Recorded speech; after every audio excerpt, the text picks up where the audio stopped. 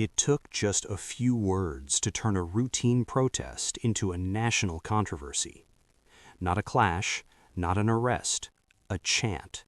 Loud, clear, and impossible to walk back. Within hours, it forced top Democratic leaders to break their usual caution and say something they don't always say out loud. Because this time, the line wasn't blurry, it was crossed in public.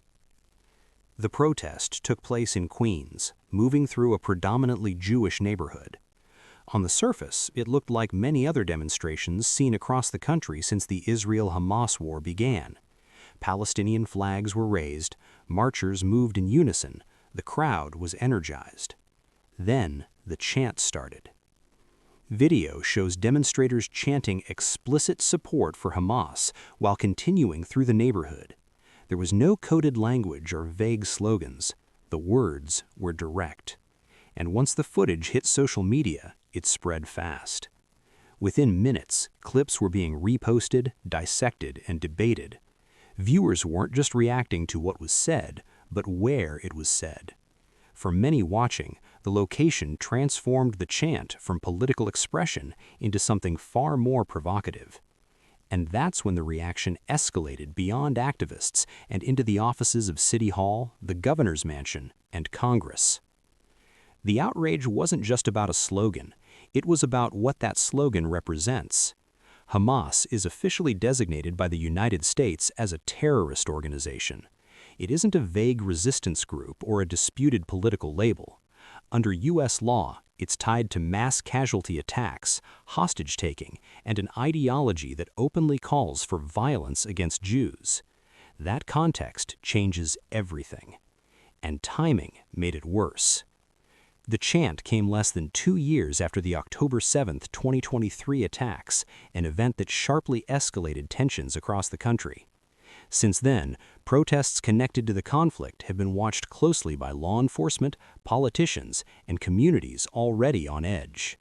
But location turned tension into outrage.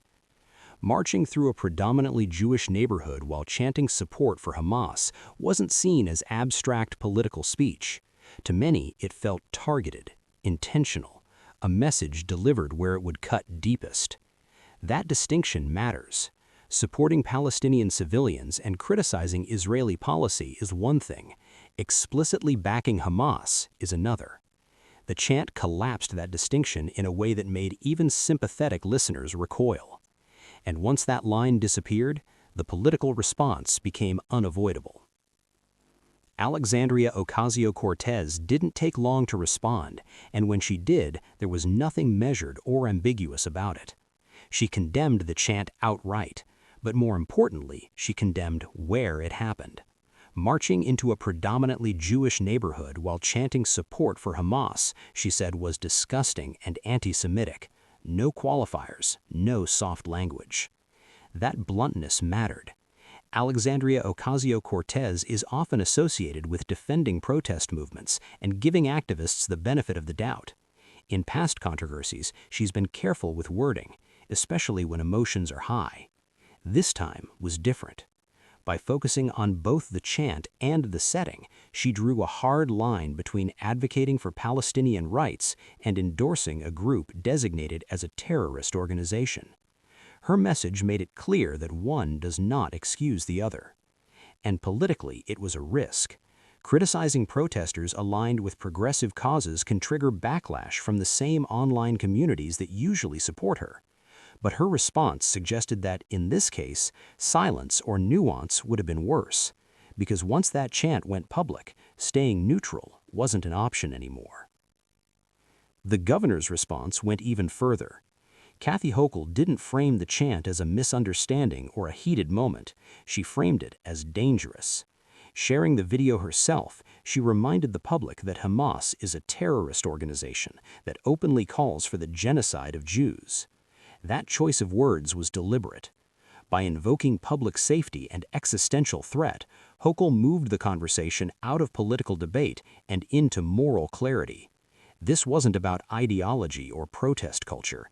It was about what language like this can lead to if it's tolerated. Her statement also sent a signal to state agencies and local leaders. New York would not normalize rhetoric that glorifies extremist violence, regardless of the cause attached to it. Unlike more cautious reactions often seen in similar situations, Hochul didn't hedge. She didn't balance her condemnation with sympathetic language toward the protesters. She drew a line and made it clear it wasn't negotiable. And that raised the pressure on other leaders who hadn't yet spoken. Zohran Mamdani responded later that day, and his words were measured in a way that immediately stood out. He condemned chants supporting a terrorist organization, saying they have no place in the city. At the same time, he emphasized public safety around houses of worship and reaffirmed the constitutional right to protest. On paper, it was a firm statement, but context changed how it landed. Months earlier, in a televised interview, Mamdani had been asked directly about Hamas and declined to condemn the group. Instead, he pivoted the conversation toward affordability and everyday struggles facing New Yorkers. That moment resurfaced almost instantly after the Queen's footage. For critics, this made his response feel incomplete. They saw a pattern of careful distancing rather than direct confrontation. Condemn the chant, yes, but avoid addressing the ideology behind it. Supporters argue he was threading a needle, protecting free speech while rejecting extremism. Opponents say that in moments like this, balance looks like hesitation. And that hesitation became part of the story. Once the outrage settled, a more uncomfortable question surfaced. Where does protest end, and where does liability begin? Under U.S. law, Hamas is a designated terrorist organization. Providing material support to such groups is a federal crime. While speech alone is often protected by the First Amendment, that protection isn't unlimited. Context matters, intent matters, and public endorsement can push speech into legally dangerous territory. That's why officials chose their words so carefully. They condemned the chant without accusing protesters of crimes. They emphasized safety instead of punishment, and they avoided language that could be interpreted as criminal allegations. This wasn't caution by accident, it was strategy. Because once rhetoric appears to legitimize or glorify a terrorist organization, the line between protected expression and unlawful support starts to blur. And no elected official wants to be seen as tolerating that ambiguity. The political stakes were just as high. Ignoring the chant risked alienating Jewish communities and moderate voters. Overreacting risked inflaming activists and free speech advocates. Every statement became a balancing act. And while no arrests followed, the message was clear. Some chants carry consequences, even if they don't come with handcuffs. What happened in Queens didn't stay confined to one protest or one video clip. It exposed fractures that have been building for months. Within the Democratic Party, the Israel-Hamas conflict has created sharp internal divisions. Progressive activists push aggressive rhetoric. Party leadership worries about alienating key voter blocs. Jewish communities are watching closely, questioning who is willing to speak clearly and who isn't. This incident forced that tension into the open. For some voters, the chant confirmed a fear that extremist language is being tolerated in the name of activism. For others, the backlash felt like an attempt to police protest movements.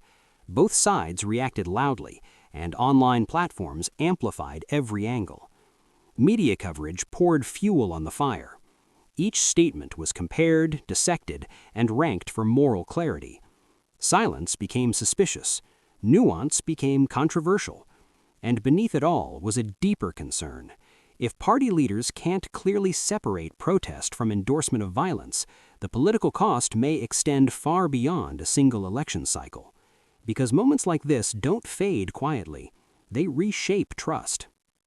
In the end, this wasn't just about a chant. It was about clarity. Free speech matters, protest matters, but so does drawing a line between opposing a government and endorsing a group built on violence. When that line disappears, everyone is forced to react, whether they want to or not.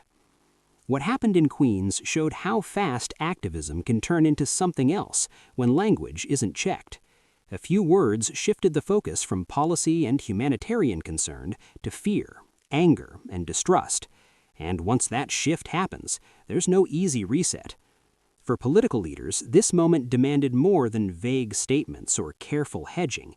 It demanded a clear answer to a simple question. What will be tolerated in the name of protest, and what won't?